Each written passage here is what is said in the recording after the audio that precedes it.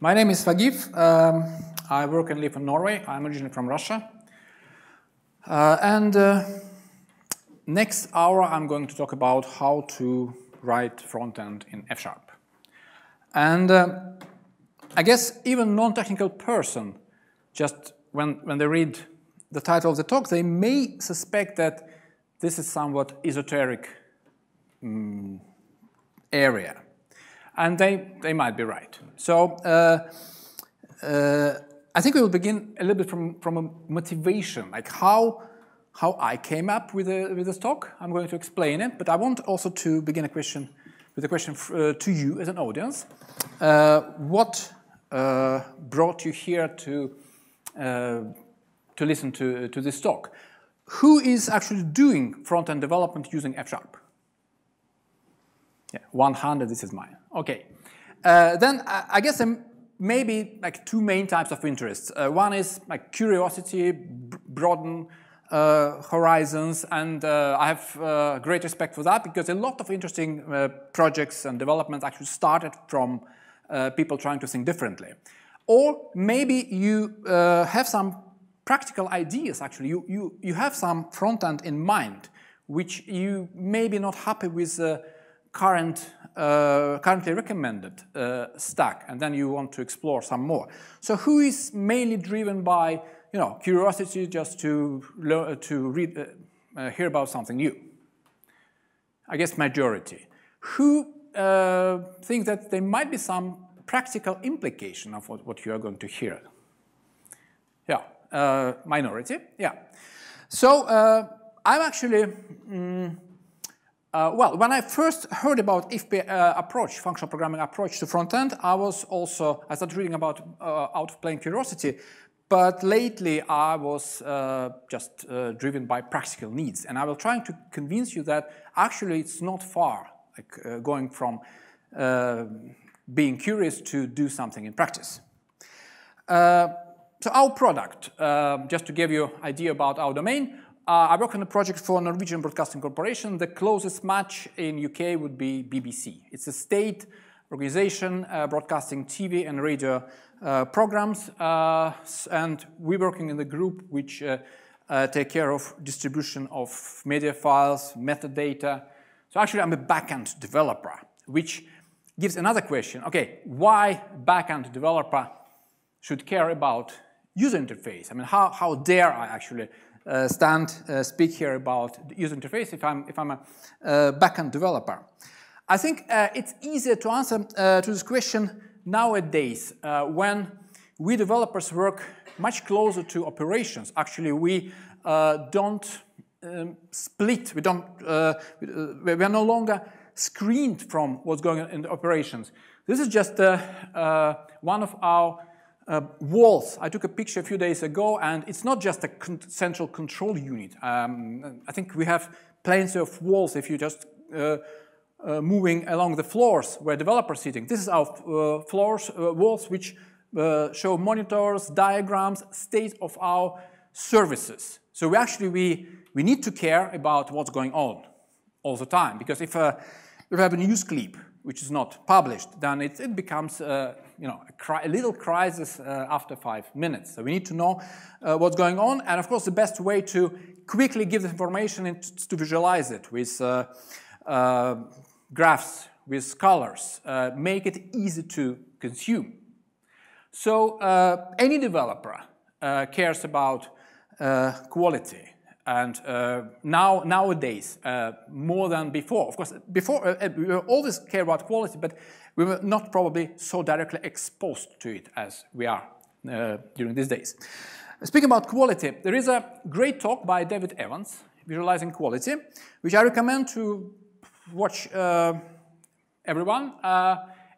No matter if you're a tester, developer, backend, frontend, maybe you're not a developer at all.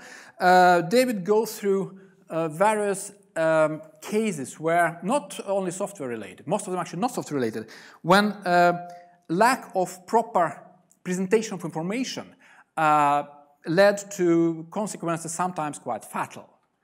And since we're in London, it's probably it fits to quote one of his examples. He was showing how most of people would travel from Paddington to Lancaster Gate. I came from Oslo yesterday, and that is Paddington. Of course, this is St. James Park, but let's say I need to travel shorter distance to Lancaster Gate. So I probably would take a tube to Notting Hill Gate, yes, and then transfer, and then Lancaster Gate.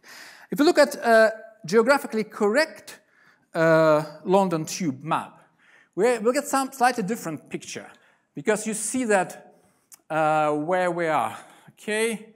Yeah, Paddington, Lancaster Gate. So actually we're going almost all the way to the west, and then we're going back to the east. You might suspect that actually it's easier to walk. And if you Google, you will find that actually it's quicker to walk.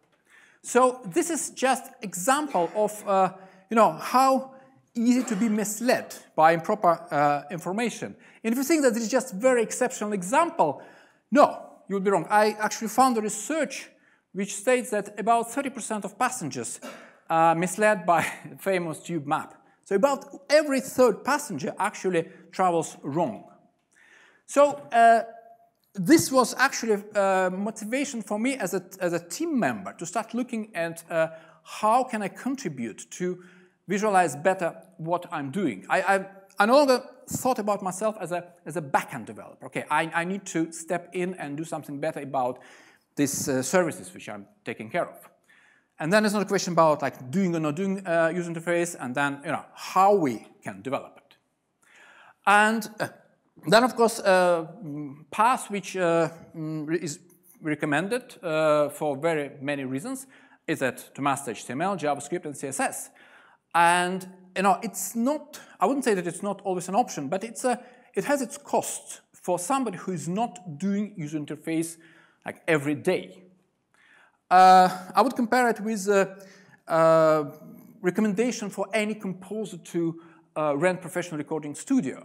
Of course, there are recording studios, professional recording studios for good reasons, and they cost about 100 times to rent than to do music production at home, but there are great musical productions that made at home, and the whole world knows them. So actually, to become efficient, to reach out with results of your creativity, you don't really need to, go somewhat established path. You can investigate some other paths which keeps you efficient. So, and speaking about front-end, there are actually several criteria, several things to consider if you want to choose UI development stack. Of course, nothing can be wrong with choosing JavaScript and CSS. But, it's about learning curve. How much time can you invest? It's about efficiency. Also, you may want this UI code to be better integrated in your current code base, to be better integrated in your current development ecosystem. And last but not least, actually quite many of us appreciate strongly typed languages. Who appreciates strongly typed programming languages? Oh, almost everyone. Who doesn't appreciate strongly typed programming languages? Yeah, we have them. Yeah, I mean, it's, you have your reasons, but you have JavaScript, which works. It's one of the main popular programming languages. Yeah, so it's nothing wrong to learn JavaScript, CSS, assuming that you feel efficient and then it doesn't consume time to go that path. But we see that in .NET world, developers have been successfully exploiting ASP.NET framework. And there are, in other platforms, there are other choices. Recently, WebAssembly became quite popular. And here, on this conference, I think there are at least a couple of talks about Blazor. It's very hard to get accepted to do talk on this conference, but like when 2 talks are about Blazor, it shows level of popularity of this among developers. And there is a functional approach with several options, several choices, like L, which was specifically developed to write front-end. It's Elm equivalent on .NET. platform, it's F# Fable. You have ReasonML, ClojureScript, and you have more. And the majority of these functional choices, they compile into JavaScript. So why functional approach? I guess the main reason to take functional path, actually it's the same reason why developers often choose functional languages to implement backend. It's immutability, it's support for algebraic data types. Like it's better for to express your domain, for domain modeling. You have functional patterns. It's easier to test, partly because of immutability. Also, one thing which is specific for UI development, which we will have a look how it works, it's time travel debugging. Actually, you can apply tools like Redux and show what's your change of your application state in time. And web is a functional. I mean, when the web workflow, the web process, web communication, it's functional transformation. Actually, it has very little to do with classical object-oriented approach. So there are plenty of reasons, and if you are new to this and would like to explore functional approach, then I would recommend to start with Elm, because this is a language specifically designed to build user interface. And when I was searching which article I can recommend, there was one funny quote which I found, that it was somebody who actually was a bit prejudiced when he started looking at Elm. Okay, it's like FP guys, and they want to probably to bring Haskell to Frontend, but then he felt in love when he actually started learning more about the language. And I can understand why, because Elm is a purely functional. It has strong static types, no nulls, and partly because of that, there are no runtime exceptions. It's reactive. It really fits web nature, and it compiles to JavaScript.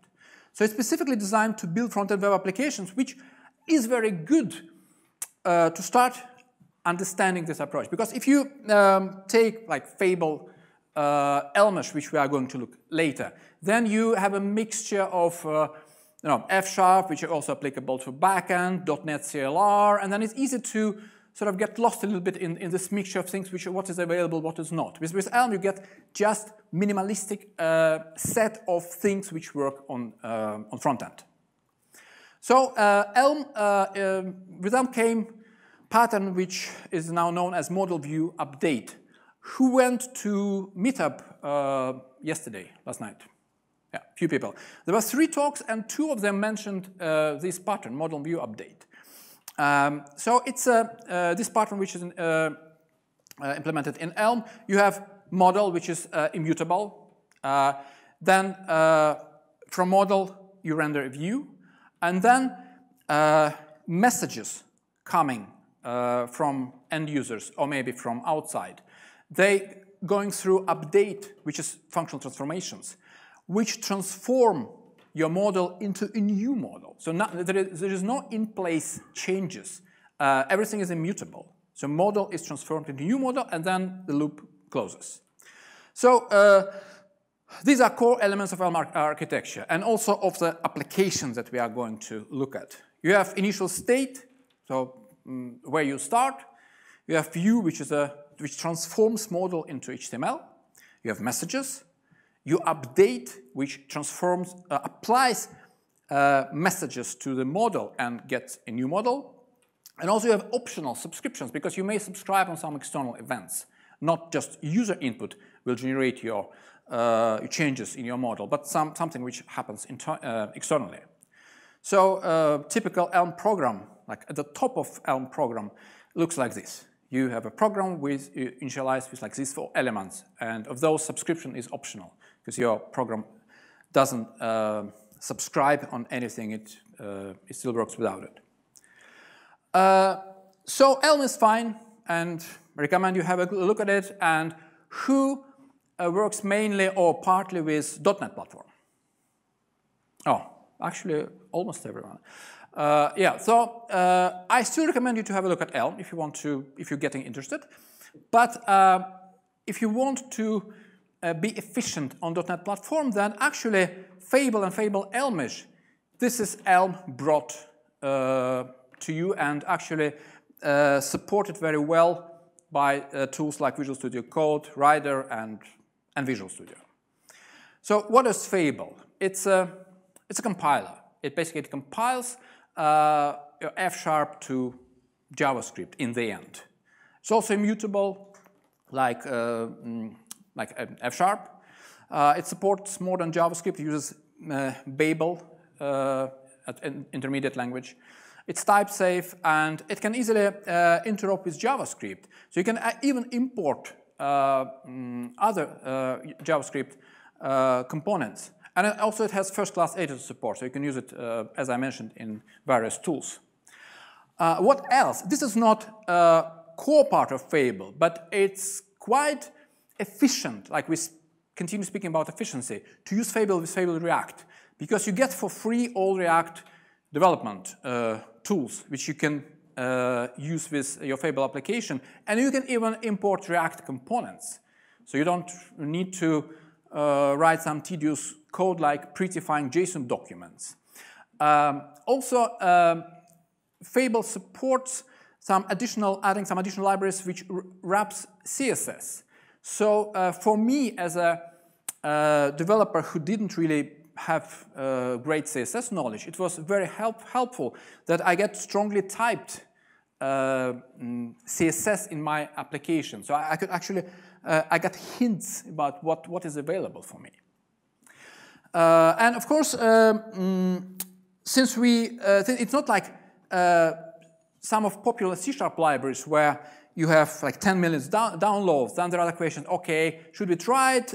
Is it production, or is it enterprise ready? Can we bring it to our organization? And I'm afraid often in many development teams, this paralyzes the whole team. Instead of just setting some criteria, okay, if it answers these criteria, if I can do this, we start using it. People start thinking, and actually I was there. I was, okay, I'm the first one to introduce Fable in an organization. Should I do it? And well, I'm an external consultant. Well, what will they think about it? For me, the turning point was about 1 year ago. I went to so-called Oslo Elm Day, and there was a talk. Actually, it was a lightning talk from a developer, probably half of my age. He was like in his mid-20s, Jonas Berdal. He was an intern, actually, at the time of this, when he worked on this project, hired by NSB. Now they changed the name, but it's Norwegian State Railroad. So it's as enterprise as enterprise can be. And they were stuck with, not efficient front-end development, and they decided to give it a try, to bring Elm. And now, actually, in their core, all their core web solutions, they're powered by Elm. Of course, it says very good about management, who actually was keen to give these youngsters to give it a try, and then they succeeded. And then for me, it was like very enlightening. I came back and okay, now I need to try it. And then I just spent 2-3 long days, decided I will ask for forgiveness later. And it was surprisingly much which I was able to achieve just within literally hours, which actually I'm going to share with you in a slightly simplified version. So what we have event journals in our organization.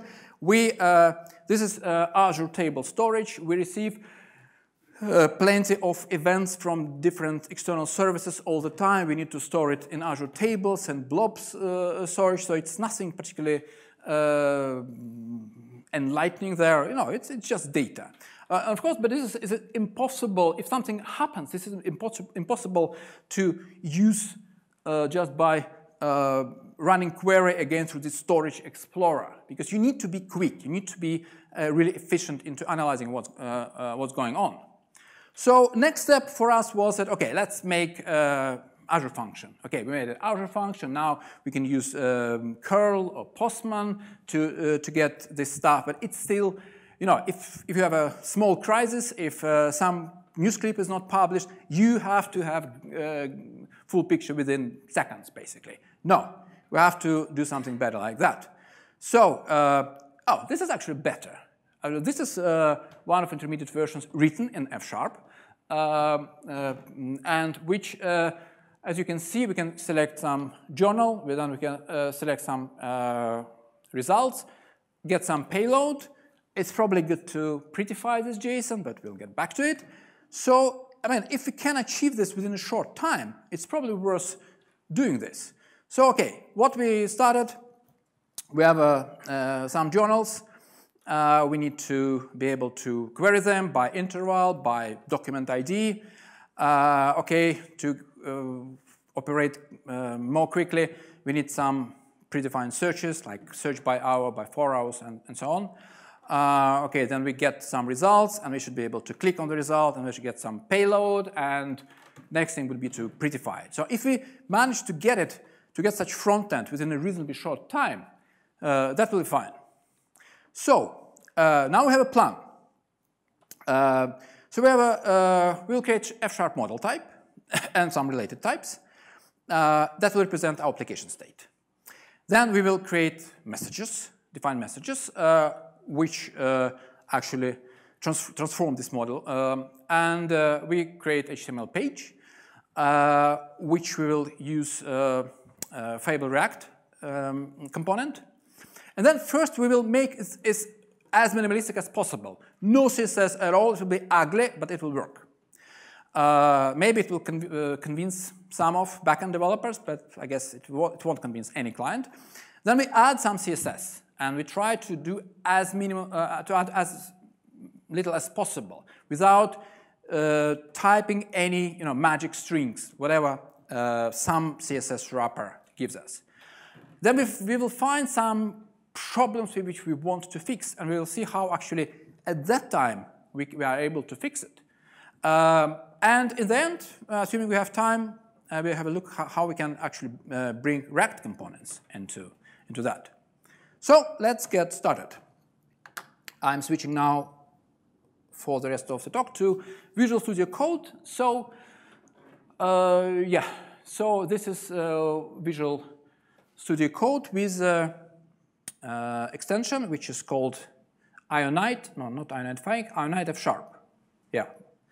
So that's what you need to run your application. Also, here in the terminal, I'm running, let me show you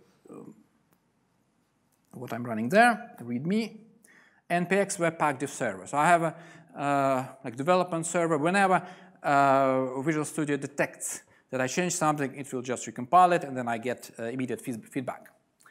So let's start with model.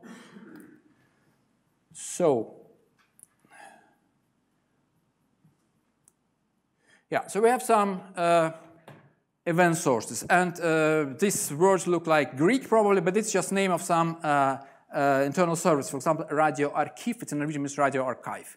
Subtitles, self-explanation, potion, actually it's news clips, and so on. So we have collections of these sources, and then yeah, this is so-called discriminated union in F#, which looks like enumerator in C#, but it's more powerful because you can actually specify the types of each case. So you have search mode, you have search interval, you have search status, you have time zone choice between UTC and local, and like the service event is so-called a record type. It's what event contains. So it looks pretty much like a class. And we get back either JSON or XML or some unknown content. Then there are some search results, app settings, and this is our model. So our model consists of application settings, search mode, search interval, ID of current document, like from time to time, time zone, selected collections of documents, search status. So it's pretty simple to define it, and I guess even if you're not familiar with F#, having knowledge of basically any programming language will bring you quite quickly into ability to define these models. So next, we're going to define messages. We need to transform models based on what messages we get. Okay, so we have when application starts, it's load application settings. Everything is synchronous, so settings can either be loaded or they can fail. So we have like 3 messages here: loading, loaded, failed. Search options. We can search by ID, by interval, and there are some predefined interval searches: 1 hour, 4 hours, just to make search quicker to specify. Then controls changes. What can change on the screen? Also quite straightforward. You see, everything is discriminated union, so it's so-called sum type, so either or. So every message is one of and only one of those types. And then in the end, when we search, search can complete successfully or fail. So there are 3 messages for that. Also 3 messages if we loaded search results and want to load particular payload, then we load content. Loading of content can also either fail or succeed. So you see, it's just 30-something lines of code. So now we have model, now we have messages, and next thing we need to define is we need to define update, because we need to react on messages. So what happens when we receive some message? The easiest is when we have a message that just changes something on the screen. For example, program ID changed. What we do, we define model with ID. It's not that we're changing model in place, no. We're creating a new model.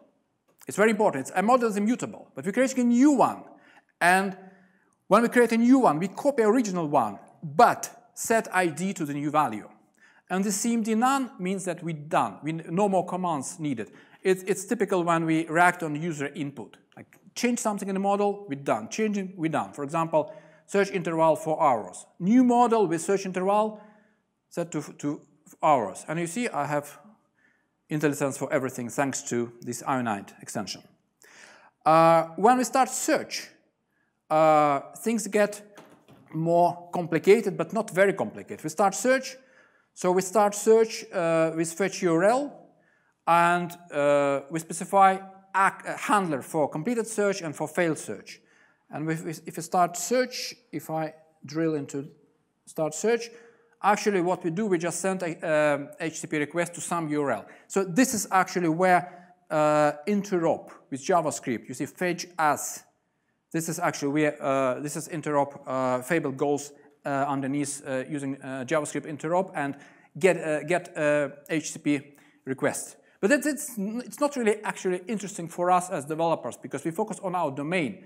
This is just plumbing, HTTP call. So this is basically how update works. So last thing which we need is a view. And the simplest view which we can come up with is just plain HTML view. You see we have some divs, we have some tables, buttons, handlers, and so on. But this is not pure HTML. Actually, it's a part of Fable React because all those are React elements. And advantage of this is that it gives us strong typing. So actually, this is how it's done in React. And you don't need to use Fable React. You can actually specify plain HTML, but it's easy because you have Intellisense support, and your compilation will fail if you specify something wrong here. So you see, it's just 150 lines of code, and if you run it, so you see something like this, which is just plain HTML. So we can, for example, I want to search for news clips, search, okay, yeah. And if I click on some, actually I get its content some JSON. Yeah. Well, I have a friend who is a developer who would say that this is actually done and this is as good as it is, because technically, on the communication level, everything is done, everything is working properly. But who would pay money for this application? Right, I wouldn't do it either. So of course, this is absurd. This is nonsense, speaking about on behalf of the customer. We have to make it somewhat better. So what can we do? We need to apply some CSS. But we don't want to learn CSS. So what we can do, we can take some of available CSS wrappers for F#. One of them, it's called Fuma. It's very well documented. For example, let me show you. Okay, I'm going to Elements, Button, yeah. So here's how you can make some buttons, and if you want to view code, this is a code, which is fine for you. Fulmer, it gives you strong typing, and as a consequence, Intellisense on the top of Bulma, which is a free open source CSS library, which is opinionated. Like you have to sort of like the layout, look and feel of buttons, parts of UI code that they give you. But it's like this with most of, I think, most of CSS. And then for us, if we're not happy with this particular CSS library, we can actually switch to another one. There's a growing number of wrappers. Of course, we can use directly other CSS. But what I would like to do now is to change HTML view to minimalistic Fulmer view. So we're using Fulmer. Let me show how it looks. Fulmer view. It's actually just slightly different than what we had, but here you will see something like color is light, for example, and so Bulma defines their own meaning of what is light. Is light, okay, is light, is link, color is gray light, and so on. So there are some opinionated choices which Fulmer does for us, which we choose here. Like button is full width. Actually, I don't know what is full width. I didn't know. I thought, okay, maybe it means that a button should be full width of this container. Yes, it is. Yeah, so, and then also we can even make it responsive. We can specify that certain size of screen give different size of text. This is interesting. Let's try this. So, you see, if original HTML view was about 150 lines, with Fulmer view we are more detailed. Also here we specify. Actually, I'm sorry. This is the one I wanted to show you next. We start first with minimal full view because which doesn't support responsive. Yeah, because it's just 50 lines or 60 lines larger than original. So we use Fulmer, but not sort of advanced part of Fulmer. We just add as little Fulmer as we can, so it will give us some nicer look to our application. So we change HTML view to minimal Fulmer view. Yeah. Yes, so it's recompiled now, and if we go back to our application, actually it's changed. And it looks definitely better than the original plain HTML. So if you want to search for news clips, yeah, it gives some results. If I click on the result, it gives some payload. Well, it's probably going right direction, but there are certain things that will stop us from calling it like complete. We can sell it to the client. For example, this is a long list. How can I scroll? No, that's not good. So I have to scroll the whole thing. I want to be able to scroll here. Also, if we're thinking about being Fulmer is responsive, but if I try to change the size. So actually, it reflects change of screen, but for you see here 1 hour for 20 hours, you know, it's not really good. So we need to do something with it. So there are several things that we want to change, and that's a good test. Are we able actually to go down to CSS level and start changing these things? And for me, as a backend developer, it was a very good moment, because when I was looking at plain HTML page, I didn't know where to start. I mean, CSS, it's several thousand definitions, and how do I choose right? Now, I'm very focused. I want to find how to add a scroll bar, vertical scroll bar to my element. I want to change my responsive view so it will properly reflect when we resize the window. So going from minimal Fulmer view to Fulmer view, it's slightly larger. You will find here then, okay, here actually I'm very specific about defining for different screen sizes. I want to define different column sizes, and Fuma and Bulma also comes with some predefined choices, like is full, is 1/3, is 1/4. So of course you can start doing it in pixels eventually, but in most cases it's actually it's a good choices which you are given. It's just to find the one which suits you. Also, you see now I started. You see here magic strings. This comes from CSS. I started learning CSS. Okay, world bar, break word. Okay, this is my actual vertical scroll bar. So this is I found it. So I can actually add vertical scroll bar to my element by specifying overflow y outer, and which adds scroll bar if the size of control goes more than 96% of size of the container. So actually one by one, I was able to eliminate all the defects of the original minimalistic approach. So if you look now, we change minimal Fulmer view to Fulmer view. Okay. Fulmer view. Fulmer view. Yeah. So let's. Yeah. But you see that we have now scroll bar here. Yeah. Also, if we resize, then you see now it's changed from 24 hours to 24H.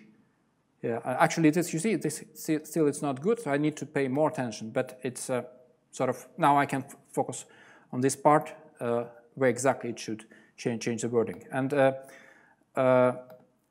yeah, and also I would like to prettify it. But actually we are getting there. We see now that we can actually develop as powerful front end as we would like to. It's just that we will need to eventually learn some elements of CSS, but it's very good to get started with something that gives you decent look and feel. So now let's make this nicer, this JSON. Since we are just compiling, or Fable compiles everything into JavaScript, and we use Fable React Interop. So if we look at, I think it's update utilities. No, view, I think it's view utils. Yeah. Here you see, prettify JSON. What we do, we're importing React JSON view. I just found some React component which prettifies JSON. And the same I did for XML, React XML viewer. So I initialize it with some initial value which fits my application, and then what happened then, Fulmer view with components. It gets recompiled. Yeah, let's search for something. Yeah, and so you see, this is just integration with React components straight from F# application, and the actual integration, it's a one-liner or 5-liners. Yeah, and speaking about React, now all powerful React development tools actually available for us. So if we, I think I have here Redux, so let's click on it. You see, this is time travel debugger. So I can actually click, and it gives me my F# object, F# types compiled into JavaScript. So let's see, collection changed. Okay, let's play it. Yeah, and then change something from potion to radio archive. Yeah, click it again. Collection change. You see, the former value was potion, it's news clips, and new value is radio archive, it's radio archive. And this is thanks to immutability, because you have immutable model. So all changes, they're just instances of new model. And so you, if something goes wrong, you just play back your commands, and you see exactly what changed, for what reasons, and like what you need to do with that. And you can actually save this history and send it to other developers, so they will have a look. So you see, it's quite efficient actually to work with strongly typed languages that generate JavaScript, which is React friendly. You can just immediately take advantage of all tools available to you. So speaking about source code size, we actually had a legacy web app which nobody loved to work with. It was some other backend developer like myself who wrote it using C#, a mixture of JavaScript and HTML, which was more than 1,000 lines. It was a mixture of C#, HTML, JavaScript, and of course some CSS. And everything now is turned with actually with more powerful functionality, because now we have these prettified views which we didn't have before. Now it's just 7 F# files. You saw that how short these files are. In totally about 400 lines of types and business logic, and almost the same number of lines of views and view logic. And this is, you have to have these views. So it's and now. Actually, we have few people in our organization who actually started working with Fable and F#, and they love doing this work because it's much more comfortable to work with such code base and with such tools. So this is more or less what I had in mind to tell you. And when I have talks, sometimes I sing songs about topic of my presentation, just so you can memorize it better. And so for this talk, I wrote a song that is formerly known as O Carol by British group Smoky, which is called O Fable. So if audio works, then you can sing along. I was doing backend, guessing life is not end, putting all your ankles all apps.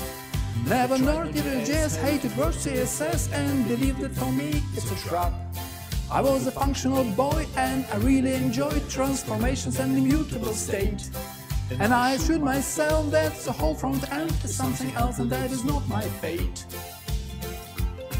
But then I suddenly knew that there was something new, and at first I just couldn't believe I could right-climb up in my lonely F#, oh my goodness, what a relief. I put on whole backend tasks and install safe stack, I had to see pages with my own eyes. And there were function pipes and data strongly typed, I felt I reached immutable paradise. Oh Fable, you got me ready for the Hall of Fame, because you showed me a brand new way. I'm writing web apps all day. Oh Fable, nobody's done it before. For menu, open the door. Oh, Fable, we can do it some more. I'm still backendish, but with Fable, Elmish, I know secrets to a proper front end. And our Intellisense heats me about CSS wrapped in Fuma, so it's always at hand. And what about JavaScript? It will never be beaten, it's produced from my functional code.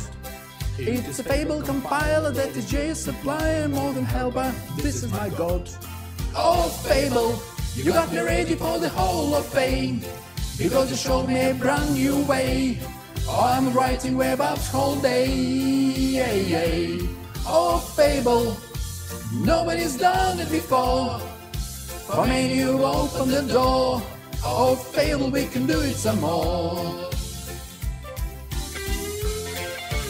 If you want more of this type of song madness, tomorrow it's after party with 2 hours of IT parodies. So you're all invited. It will be a group called Deal and Pizza and Blind Breaks. I was doing from backend, getting late is not end, but I have changed and there is no going back. I'm still a functional boy, it's what I really enjoy, and I transform my data across the full stack.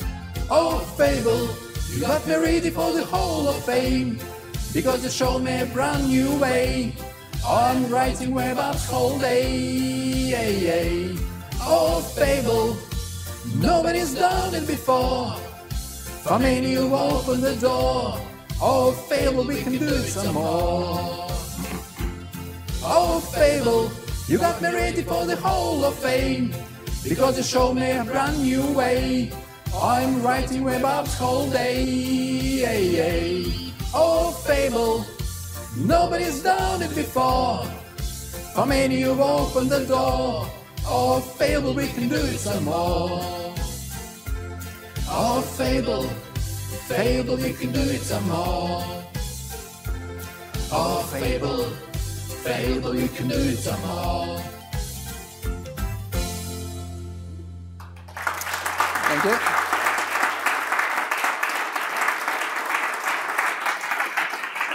Thank you. So this is what all I had. Who is more interested into giving functional programming on Frontend a try than before this hour? Thank you. I appreciate that. And we still have some time for questions. If you have, yeah, otherwise you can, yeah, the question? So when you called into JavaScript to make it call to your backend, I noticed that wasn't async, and I was wondering like how it interacts with JavaScript promises and the idea that being fulfilled later. Mm-hmm. The question was about interaction with JavaScript promises. Well, all calls there, they must be async. It doesn't support like non-async calls. You can't have modal dialogue sort of. And you can use both promises. 1, 2. I think my. Yeah, okay. Yeah. So you can. There are 2 different ways to communicate with backend. Underneath, it's using promises, using async, which is closer to .NET developers. So they're under the hood, they're slightly differently implemented, but they both are synchronous. So you have to have a handler on on result and also on error. This is a proper way of doing it. More questions? You showed some code around, well, you showed the Redux DevTools. Yeah. Is Redux enabled by default when you use Fable? How does it work with Fable? Is it completely orthogonal? Well, as long as you use, yeah, it's enabled sort of by default as long as you use Fable React, because you don't need to use React, because Fable just compiles whatever F# you have into JavaScript, and it's not always able to compile it because, of course, if you start using WCF, in your code, then you will get a compilation fail saying that this is not supported. So the subset that is support compiled to JavaScript, and then as long as you use Fable React, then yes, you can get Redux. More questions? Yeah, then thank you again, and enjoy the rest of the conference.